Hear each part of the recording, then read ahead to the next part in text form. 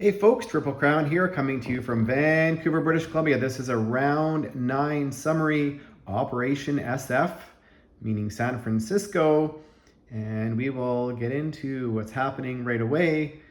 It was a round of, I guess, both sides recognizing, we'll get into that part right away. Currently, over here in the European theater, the Axis are closing in on Cairo. They decided to make a push for Cairo. This is currently sitting in Cairo. There's about 13 ground units there, a small air force, which 3 fighters, a tactical, and 2 medium and 1 heavy bomber. And this is currently sitting in Tobruk, which is 4 zones away. 1, 2, 3, actually 3. Anyways, but that's not the force that's currently threatening Cairo. The Germans and the Italians are pushing in. They are pushing east towards Cairo, and it's just going to be a matter of time before they're there.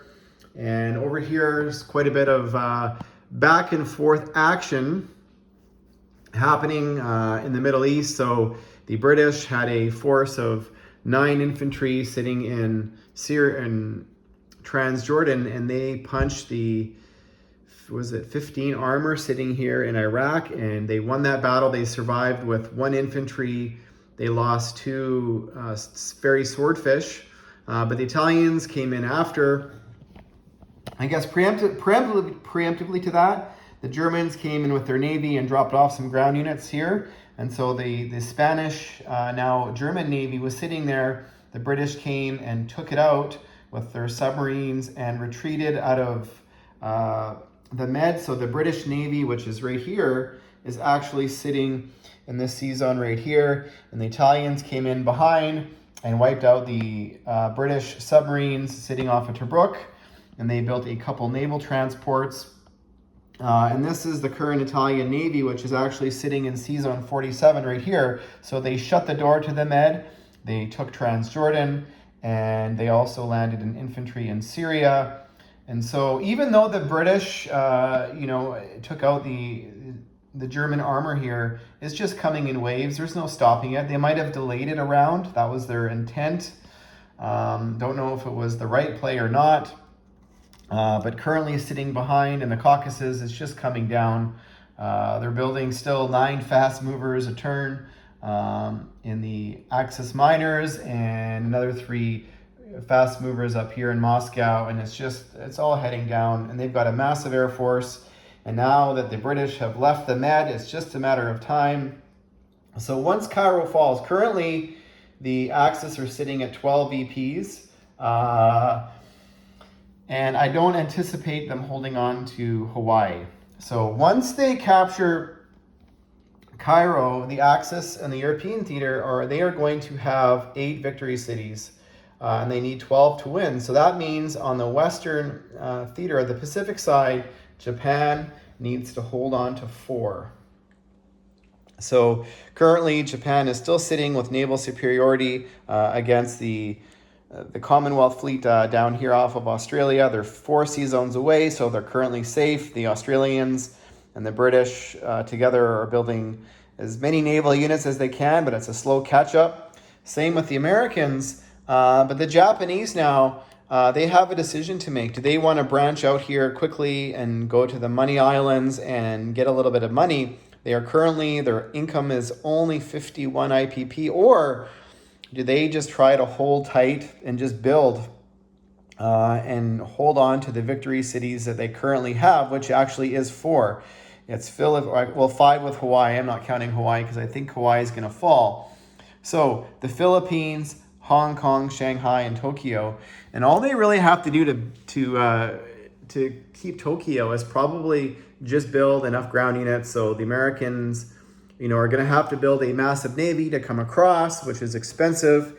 And are they going to be able to build enough ground units in addition to that to capture Tokyo? So I'm going to say Tokyo is off the table.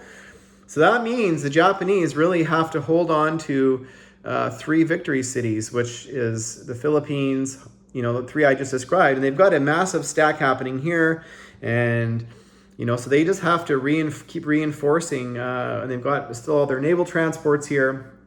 So that is going to be my play, is to just reinforce. Now they could branch out and at least take Singapore and make things a little bit interesting, but the FEC has definitely turned around, and that might have been a tactical mistake. But because they did so, that was the eventual decision that led to the Germans saying, yeah, we don't want to have any part of you. We're going to make sure we capture Cairo, and we're still going to have maybe a few turns remaining to at least push towards India after they secure Cairo.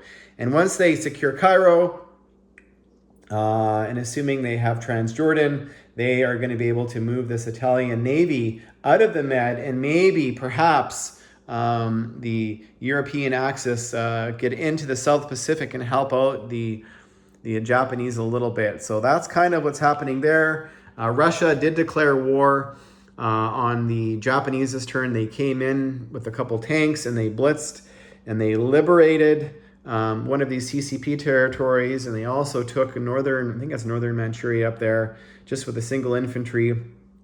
And what that's going to do, it's possibly going to bring the CCP back to life, assuming the Japanese don't counterattack. So that's going to be interesting there.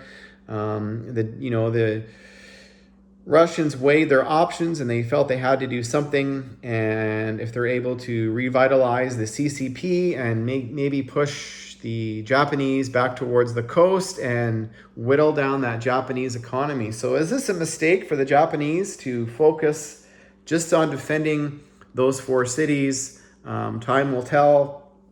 It's definitely a race over here for Cairo. And over here in the Atlantic, Germany is building submarines. They built a carrier. And so they are threatening London. Possibly they are threatening Ottawa and threatening Washington. So the combined Allied fleet over here sitting off of Washington is growing slowly.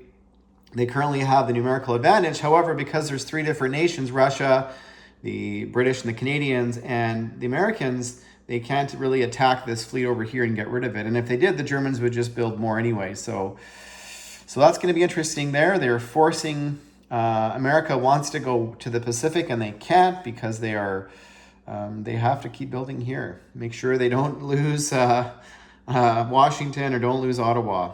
And definitely London, the British keep building, whatever is left over in their economy. After they, build in Africa, they spend it all in London. So there's currently about 40 units sitting in England now. So that's definitely something they have to do. And over here, the Americans did clean up South America. So they are now in control of all of South America. So that's good for the Americans. And stay tuned for round 10.